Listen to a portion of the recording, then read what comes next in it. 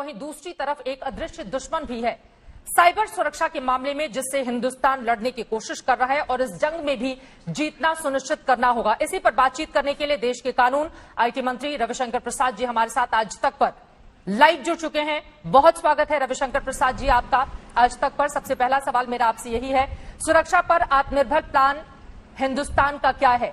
देश को कैसे आप सुरक्षित करेंगे कि हिंदुस्तान इस वक्त बेहद बेहतर स्थिति में है? किसी भी तरह की सरहद पर अगर तनाव वाली स्थिति पैदा होती है तो उसको आम लोगों को परेशान होने की जरूरत कतई नहीं है। रविशंकर जी।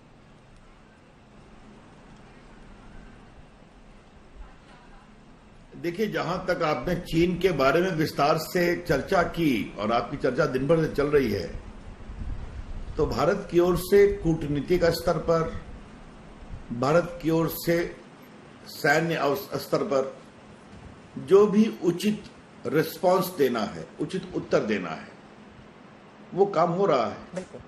आपने देखा होगा कि सेना की ओर से बताया भी गया है कि हमारे सेना के कमांडर और चीन के सेना के कमांडर में चर्चा हो रही है।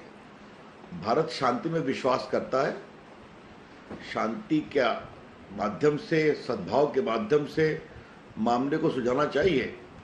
इतना मैं अवश्य कहूंगा, जो आपने कहा है कि ये 2020 का भारत है, 1962 का भारत नहीं है। ये एक बहुत ही सक्षम, एक मजबूत सेना और एक मजबूत नेता नरेंद्र मोदी की अगुवाई में एक बहुत ही समर्पित भारत है, ऐसा मैं मानता हूं। लेकिन फिर कहूंगा, हम शांतिपूर्ण सद्भाव से अपनी बात सुलझाना चाहते हैं, ये हमारा प्रयास रहता है। ये महत्वपूर्ण बातें रविशंकर प्रसाद जी आपने कही हैं, लेकिन अब मैं आ जाती हूं आपके मंत्रालय से जुड़े हुए महत्वपूर्ण सवालों पर। साइबर सिक्योरिटी एक बहुत बड़ी चुनौती हिंदुस्तान के सामने खड़ी हो रही है। इस चुनौती से निपटने के लिए हमारी गोपनीय सूचनाएं दुश्मनों के हाथ ना लगे, इसके लिए क्या है हिंदुस्तान की तैयारी? इस दिशा में क्या काम किया गया है?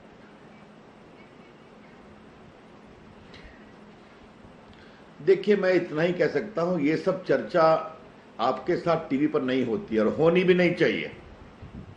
इतना मैं अवश्य कहूंगा कि साइबर सिक्योरिटी की दिशा में जो भी उचित कार्रवाई करने की कोशिश होती है, हम करते हैं और हम करते रहेंगे। हमारे विभाग में, गृह विभाग में, मिलिट्री इंटेलिजेंस में, सुरक्षा